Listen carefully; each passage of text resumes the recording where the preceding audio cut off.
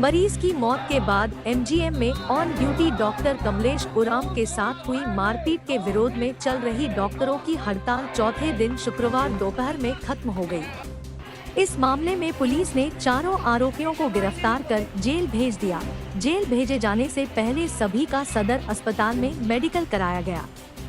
इसके बाद चिकित्सकों ने भी आंदोलन को खत्म करने की घोषणा की। उधर हड़ताल के कारण एमजीएम, सदर अस्पताल समेत अन्य सरकारी और प्राइवेट अस्पतालों में सुबह से लेकर दोपहर 1 बजे तक ओपीडी बाधित रही। इस कारण मरीज इलाज के लिए भटकते रहे।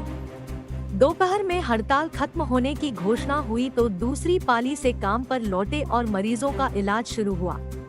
आईएमए के सचिव डॉक्टर सौरभ चौधरी ने कहा कि एमजीए के जूनियर चिकित्सक के साथ मारपीट की घटना से चिकित्सक समाज में काफी आक्रोश है। मानवीय आधार और जनभावना को देखते हुए आईएमए जमशेदपुर हड़ताल यही खत्म करती है, लेकिन आगे भी चिकित्सकों के साथ मारपीट किसी भी सूरत में बर्दाश्त नहीं की जाएगी।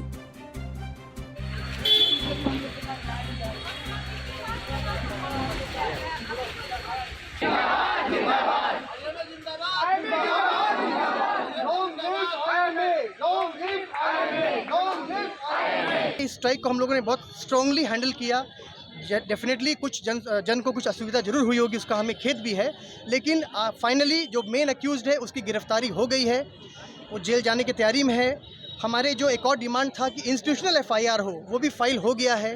पुलिस पिकेट की एमजीएम में आवश्यकता थी बरसों से, उसकी भी बात मान ली गई है, उसका लेटर इशू हो गया है। पीटीएस की घटनाएं नहीं हुई, लोग भी हमारी भावनाओं को समझे। लोगों ने भी वीडियो देखा, उन्होंने भी देखा कि डॉक्टर किस कठिन परिस्थिति में इलाज करते हैं मरीज का।